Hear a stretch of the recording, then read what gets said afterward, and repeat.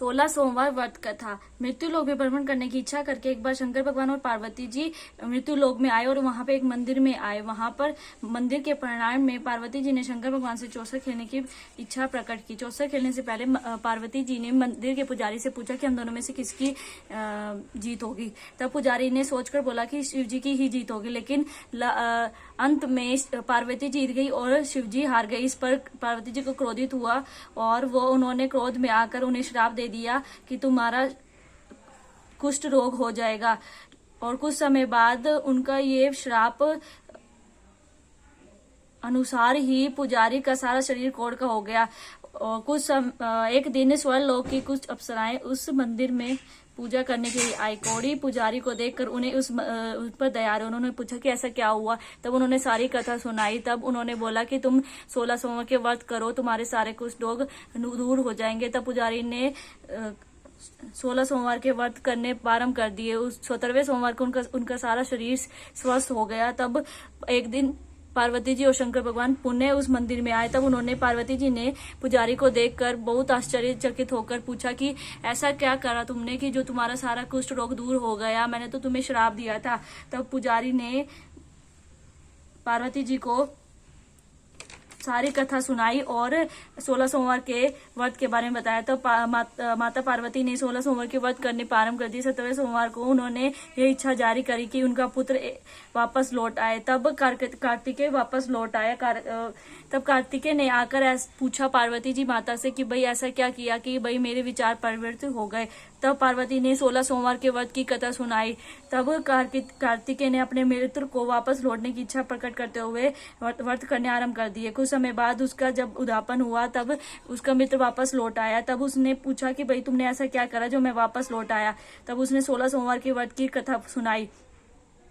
तब उसने भी आरंभ रख दिए। तब उसने विवाह करने की इच्छा करते हुए 16 सोमवार के व्रत करने आरंभ कर दिए। तब एक बार उसको वहां पे जाना वापस पड़ा था विदेश में, क्योंकि राजकुमारी से विवाह करने के लिए दूर दूर से राजकुमार आए हुए थे और उसे भी जाना था। तो वो वहां पर गया तो वहां के राजा ने एक शर्त रखी कि हथनी जिसके भी गले में माला डालेगी मैं अपनी पुत्री का विवाह उसी से करूंगा।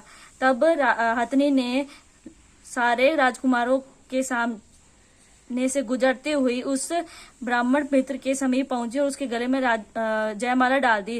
राजा ने खुशी खुशी राजकुमारी का विवाह उस सुंदर ब्राह्मण मित्र से कर दिया। ब्राह्मण मित्र बड़े वैभव से रहने लगे। राजकुमारी ने पूछा कि हे पार्नाथ, आपने ऐसा कौन सा कार्य किया कि जो आपको इतना संपन्न परिवार मिला। तब उसने बताया कि 16 सोमवार के व्रत की कथा मैंने सुनी और मैंने व्रत करे। तब उसने बताया कि भाई मुझे भी ये रखने हैं। तब उसने सारी विधि उसको बताई। अंत में उसने पुत्र की कामना करते हुए व्रत करने आरंभ कर दिया। 17वें सोमवार को उसको एक सुंदर पुत्र हुआ। तब पुत्र जब 16 वर्ष का हुआ तब उसने पूछा कि हे माता, आपने ऐसा कौन सा कार्य किया जो मुझे इसे संपन्न परिवार में जन्म हुआ। तब उसने 16 सोमवार की विधि पूछकर मन ही मन प्रसन्न हुआ और उसने राजा बनने की इच्छा करते हुए व्रत करने आरंभ कर दिया। कुछ समय बाद जब वो घूमते घूमते उधर जा रहा था तब एक राज्य के सैनिक घूमते घूमते उसके पास पहुंचे और सैनिकों ने उसे मुखिया के पास ले गए। कुछ बातचीत करी और क्योंकि वो राज्य का राजा बहुत बूढ़ा हो चला था, उसे अपनी बेटी का विवाह करना था और जो राजगद्दी संभाल सके। उसे राजकुमारी से विवाह कुछ समय बाद राजा की मृत्यु हो गई और राजकुमारी के साथ वो खुशी रहने लग गया। फिर भी उसने सोमवार के व्रत करने छोड़े नहीं। एक बार 17वें सोमवार को जब उसे उद्यापन करना था तब अपनी पत्नी को सामग्री लेकर भगवान के मंदिर आने को बोला, लेकिन वो नहीं आई। उसने अवहेलना करी राजा की और वो वहां से चली गई।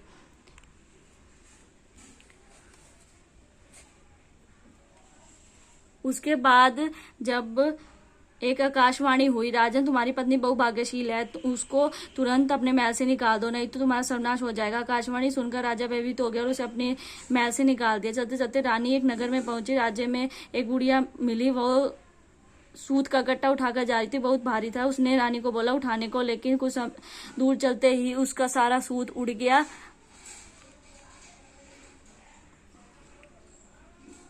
फिर रानी आगे गई, तेली की दुकान पे पहुंची। वहां के सारे तेल के मटके फूट गए थे। उसे भला बुला बोलकर वहां से भगा दिया। वो कुछ भी करती, पानी पीती तो सरोवर का पानी में से कीड़े तैरते, खाना बनाती तब खाना सड़ जाता।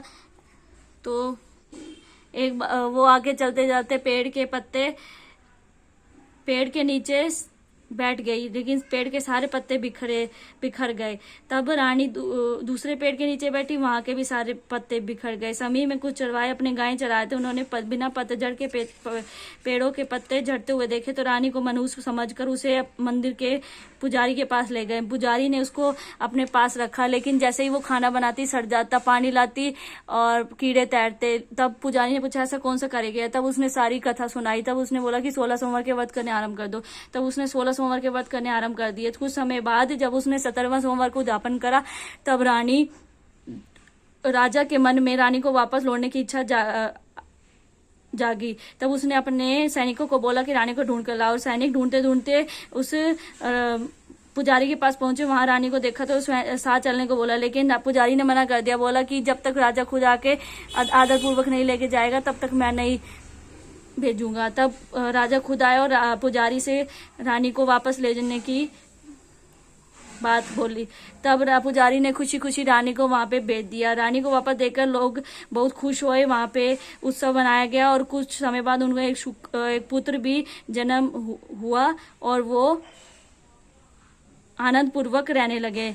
अंत में मोक्ष को प्राप्त करके दोनों शंकर भगवान के निवास स्थल कैलाश पर्वत पर पहुंचे। मनसा वाचा कर्मणा, जो स्त्री पुरुष 16 सोमवार के व्रत विधिवत करते हैं, शंकर भगवान की अनुकंपा से वे सभी आनंद पूर्वक जीवन व्यापन करते हुए शिव धाम को प्राप्त होते हैं। ओम नमः शिवाय।